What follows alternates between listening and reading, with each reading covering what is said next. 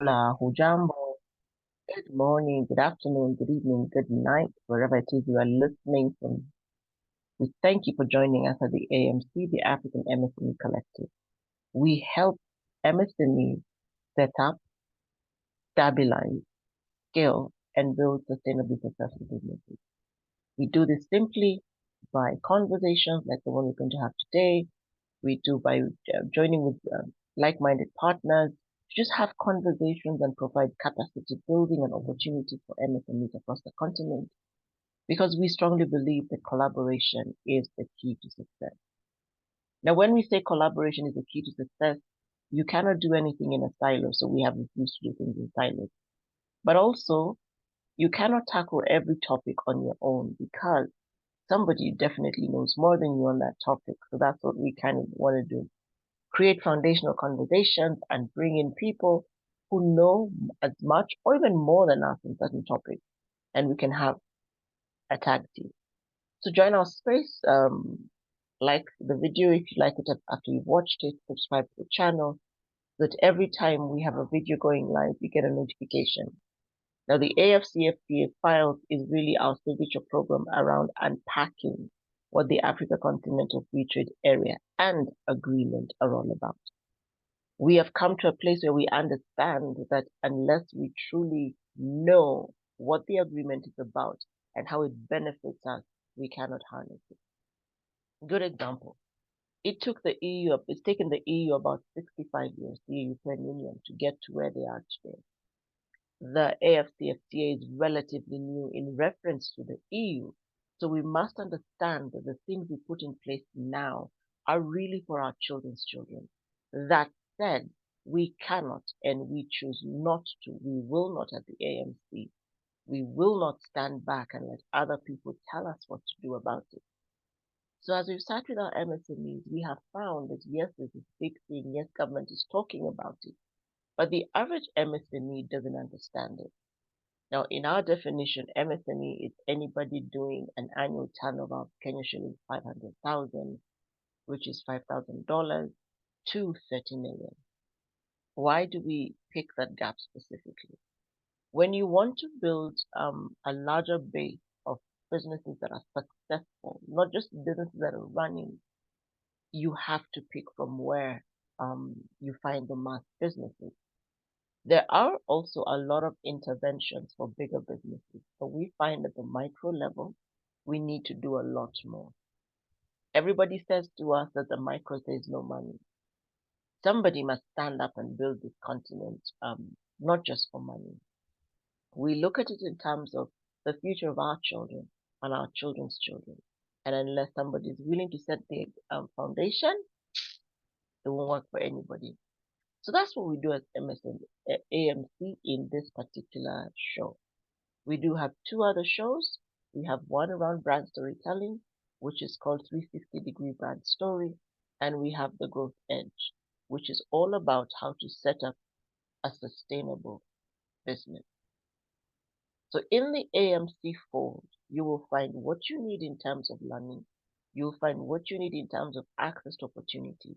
And you will also find what you need in terms of inspiration from other businesses who have gone ahead of you, who are doing things. And we want to catalog anyone who's growing, anyone who's making steps, because a journey of 1,000 miles begins with one step. The journey of 1,000 miles begins with one step. You eat an elephant one bite at a time.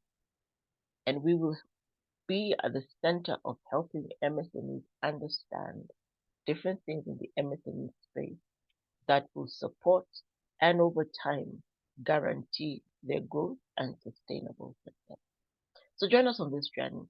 But today we'll be talking about the Africa Continental Free Trade Area, specifically matters around the Guided Trade Initiative. Why do we want to discuss that? Very simply, it is one of the roadmaps and one of the initiatives that is in place to help many of us understand the AfCFTA. But first, let's start with a brief just review of what's part of what we did in the last episode. We have one episode out called Understanding the AfCFTA. So AFTA, or the AfCFTA, was set up to create the largest free trade area in the world. And this size is measured by the number of countries. So a couple of the features of AfTA, it looks like it covers more than 1.3 billion people. It includes 55 countries that have a combined gross domestic product of 3.3 trillion US dollars. And it will potentially lift 30 million people out of extreme poverty when fully implemented. After the 18th session of the AU meeting in Ethiopia in 2012 is when AfTA was put forward, and it was soon signed by 44 presidents, which was done on the 21st of March 2018 in Kigali, Rwanda. Currently, that number of those who have signed has grown to 54, so we have only one nation that hasn't signed. It's also been ratified in 47 countries, which means they have deposited their instruments of trade, and we're waiting for 8 more to do the same. So after all the signatures and ratification and putting instruments of trade into place, it actually came into effect on the 30th of May 2019, and trading started on January 1st, 2021. There are many principal objectives, but the ones we have picked, which we feel are by and large some of the most critical, is the creation of a single market, the liberalization of markets. This is the foundation of a customs union, and the fact that it is set to promote and sustain social economic development, enhance competitiveness, promote industrial development, and resolve tariff disputes. So these are some of the objectives of the AfCFTA. However, by and large, the goal of AfTA is to harmonize the rules of trading. By harmonizing and making them able to work synergistically, we can then trade more amongst ourselves, build our competitiveness as a continent, and access more trade, but also create more money for the globe. So in this conversation, you will find our focus is a lot on the private sector, and the private sector is any business organization that's not government. The reality is government sets the agreements, but the agreements are traded by business, which is the private sector. So we must step up and test these agreements robustly, give feedback to the government, so that when they go back to the negotiating table, they have input and they can say, for our MSME, this works, this does not work. For our corporate, this works, this does not work. Unless we robustly test and give feedback to the ecosystem, government will forever think that all is well. So welcome to the conversation. So the Guided Trade Initiative really is part of the implementation of the AfCFTA. The president signed it into effect, but the businesses did not start trading. And many people wonder why. But the reality of trading cross-border needs volumes, needs a lot of back-end research, and we'll begin to look into the things that you need to be able to trade cross-border. So the Secretariat, the AfCFTA Secretariat, had begun looking into initiatives. And at the 9th meeting of the Council of Ministers in July 2022, the Secretary General of the AfTA Secretariat, His Excellency Mamkele Mene, announced what they called the Guided Trade Initiative. And it was subsequently launched in October from Accra. And Accra is where the AfCFTA Secretariat sits. But what is this thing we're calling the Guided Trade Initiative? It's a solution-based initiative designed by the Secretariat to ensure that trading under AfTA starts. Trading under AfTA was very daunting for smaller organizations in the MSME space like we are. So what it did is that they set up an initiative to match businesses and products for export and import, based on the interested parties. So countries had to say, oh, we're interested, and then you come and you look amongst yourselves. What does each country need, and who has that thing that the other country needs? Now, the reason it was set up was to test and develop the basis for trade, to test the legal and environmental policies in place across the continent, to identify businesses, goods, customs procedures, and logistics practices that would be effective for trade relationships. So you can actually see why the MSMEs didn't go into it, because there's so many things in place. You have to find the buyer, you have to find the quantity, you have to understand the market, which calls for market research. You have to go into the market and look at what are the quantities they buy, what are the existing brands, what is the market behavior, what is the characteristic of the buyer. Are they the same as mine, or do I need to translate? And then you move to what are the border requirements? What are the customs requirements? What are the tariffs? What are the standards that need to be maintained?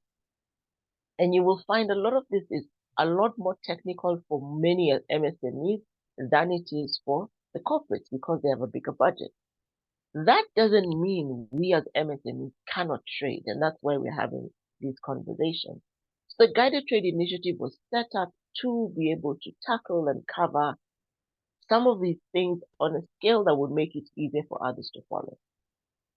So then remember we said there needed to be interested parties. So initially 8 countries were the interested state parties, which includes Cameroon, Egypt, Ghana, Kenya, Mauritius, Rwanda, Tanzania, and Tunisia. Thankfully, each of these represented the 5 regions of the continent. Remember, if the AfCFTA is built on regional economic blocks. It doesn't come to do away with them, it comes to enhance. But the state parties also had to be satisfied at having met the minimum threshold to start commercial, meaningful trade. So it didn't matter if you were interested, but you hadn't submitted all your instruments of trade, or you were actually able to trade. And then the final thing they put into place is a list of 96 products. We have many more than 96 products on the continent, but there was a short list created that within these 8 countries, there would be capacity to test. And the initial products that were put out for the GTI, ceramic tiles, batteries, tea, coffee, processed meat products, maize starch, sugar, pasta, glucose syrup, dried fruit, and sisal fibers. So you see, what has to be done when you create an environment for trade is to ensure that the things you're trading, 1, are available within the interested party state, but 2, there is demand for those elements within those 8 interested state parties. You see, the basics of doing AfCFTA and really any business is to have a market that has a need that is solvable by what you produce, as well as has players that are willing and able to pay. Keyword, willing and able to pay. So then you also have to have the capacity to move volume. Remember, when you're doing cross-border trade, international trade, you're not moving one bag, really. What you're doing is you're finding a market large enough to take X number of tons or containers, because the economies of scale is in the volume.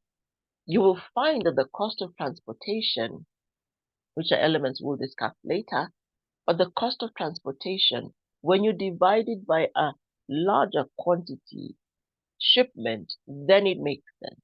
As opposed to, for instance, it could cost me 5,000 shillings, Kenya shilling, to take something to Nigeria or Ghana. But what if the value of that shipment is simply 4,000 shillings? Technically, that becomes a loss. And remember, to be able to trade, you need to cover your transportation costs. There's insurance, there are duties. So it has to be at a quantity which makes economic sense. And the reality of the trade agreement is to ensure that we are able to trade more. If you look back to the statistics around the AfCFTA, we are only trading about 17% one to another within the continent. But most of us have a balance of trade where we import so much more than we export. So testing these products was to see how much we can trade locally how we can lower the cost, how we can use the AfCFTA to really harness trade. And remember, the goal of this is to really lower tariffs. So before you're able to trade as a state party, you needed to have your AfCFTA tariff book ready, you needed to have your rule of origins manual, and you needed to have published your tariff rates for approval by the Secretariat. Remember earlier we said that the goal is harmonized trade, right? So what these requirements were established to do was to harmonize regulations and standards and begin to reduce non-tariff barriers to trade. You see, AfCFTA will not eliminate all tariffs immediately. There is a structure to how it is. So your tariff book will be able to show that this is the tariff on milk, and over the next X number of years, as agreed, it will go to Y. Okay, your rules of origin will determine what would be considered as tradable on the continent, because you see, it has to be made on the continent, and there's a given percentage that you can get raw materials from without.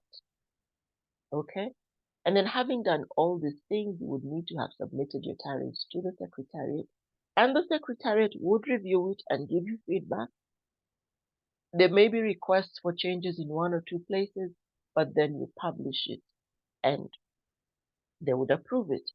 When you look at these things, these are all built about negotiations, which is the beauty of trade agreements.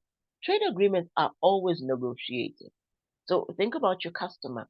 When you go to sell to your customer, you will definitely have to negotiate the settlement. Okay? So when we look at that, we realize that there would need to be a plan in terms of the tariff. So tariffs under the AfCFTA, we're looking for massive reduction, right? So initially when it set out to trade, the thought process was that by 2030, we would be able to eliminate up to 90% of the tariffs. You see, so you've liberalized the goods with the 90% having the tariff reduced by 2030. That's a doable thing if we're able to continue trading and working together.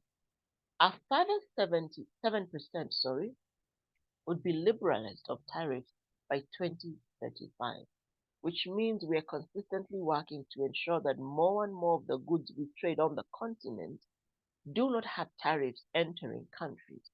What that does, it helps us trade more. It increases our capacity as a people to generate income. And remember, the target is to raise a minimum of 30 million Africans out of extreme poverty and many more out of poverty. And finally, countries will indeed be allowed to tax or have tariffs on 3% of the goods produced. So that is the answer, because I know some people will be asking, but aren't tariffs income for government? Tariffs are income for government. But the intention is to make trade a lot more seamless amongst ourselves. If you look at a lot of the other economic unions, you will find that goods and services are able to move cross-border at a better rate, which increases the income of the local businesses. So yes, tariffs are good, but there are benefits of having no tariffs within certain block. Okay? I hope that all makes sense. So when the GTI went into effect, some of the trade that has been done, and of course I will not list everything, but I picked up three key angles of it. So Kenya has done two shipments of car batteries and truck batteries to Ghana, worth $60,000 per container. There's also been a consignment of Kenyan tea to Ghana. In Rwanda, a women-led Rwandan company has shipped locally processed coffee beans to Ghana. Now, these are just the starting lines, and it was interesting to watch them. I remember just using the Kenyan example, there was this big show we had trucks, 2 containers of trucks, flagged off by our president, headed to the board to the port to be shipped. And that for me was important, and I'll tell you why. It was important for me because it showed the possibilities we have as communities. It showed the possibilities we have of trusting one another, because there are things that we do on the east coast of the continent that are not done on the west coast. So then instead of pushing one another to be out there that we must do everything ourselves, we can do what every business really should be doing. Focus on what you are best at and then get help for other things. Now, if you've tasted Rwandi's coffee, you will know Rwandi's coffee is amazing. And because of Rwanda's climatic conditions, then their coffee has a certain taste, a certain depth of flavor, which cannot be accomplished in West Africa. And we do not grow cocoa beans, but they grow some amazing cocoa beans, which we then export to other places and it comes back to us as chocolate. Wouldn't it just be amazing if I could get cocoa beans from Ghana, bring it to Nairobi where I know an amazing chocolatier who then can be able to en masse do the chocolate she makes, and she makes Belgian style non-dairy chocolate. And that would help a lot of our people who are lactose intolerant. There's amazing indigo fabric made in Nigeria. What a joy it would be to be able to get it seamlessly to the southern part of Africa. Then we could blend and be more willing and able to wear local fabric. Down south, we have some really amazing local fabrics done. We have a lot of tech. We have insight and understanding. So this for me is why AfCFTA is important. How can we go across borders and really do what we are good at as a people? So when I look at this, I feel very strongly that as a people, when we understand the value of the AfCFTA, when we see the vision that our foreparents did when they set up the Organization of African Unity, which has now grown into the African Union, when we see what our foreparents who did long distance trade, I'm descended from a family which one of my foreparents was a long distance trader. When we see the benefits and the opportunity of the AfCFTA, what it is doing is that it is not taking us into a new place. It is taking us to something that our foreparents already saw, already understood would be a grounding foundation for us as a people. If you go back into our history in the 1600s, we had complete communities that simply did iron. There are others who were the traders, so they were skilled at going long distances, picking from this community, selling to this one, picking from the next, selling to the next. We had people who all they did, the Maasai, they did cattle, okay? We have other Bantu communities who focused on farming. So the AfCFTA is technically not a new thing to us as a people on the continent. Our foreparents dreamt about it. What it is now, and my perspective of it now, is that we are going back to the dreams of our ancestors and bringing them to reality on a scale they could never have imagined.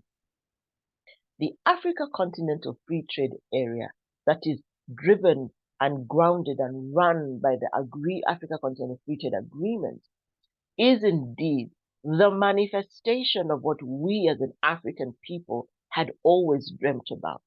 So my hope is that as we continue to have these conversations, we will see and accomplish the dreams that have been on our continent for millennia.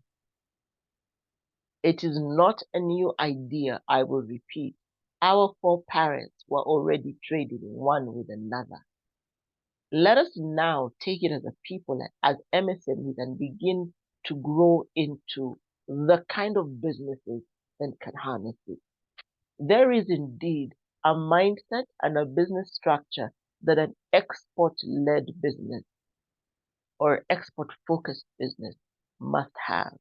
So we will talk about the basics of the agreement, and we will then begin to talk about the mindset of the export-focused business. And our hope at AMC is that we will encourage more and more people to become export-focused and build their businesses for export. Because that, my friend, is where the capacity to transform our economy lies. That, my friend, is where the capacity to generate intergenerational income lies. That, my friend, is where we as a people will take charge of our destiny and be codependent, interdependent, and able to raise the ability of our people to generate sustainable income. And in the long term, it will save our children from dying in the waters of the Mediterranean or having to take up low or minimum wage jobs in other continents to feed us. That, my friend, is how I see how the African MSME Collective sees the African Continental Free Trade Agreement and the Free Trade Area. So join us on these conversations that we have. If you enjoyed this video and this conversation, please like the video, subscribe to the channel, and click the notifications button so that every time AMC puts up a video, you get a hold of it. My name is Chesubire Talitwala Greg, and this was AfCFTA Files, understanding and unpacking the Africa Continental Free Trade Area and Agreement. We shall see you soon with more conversations about AfCFTA.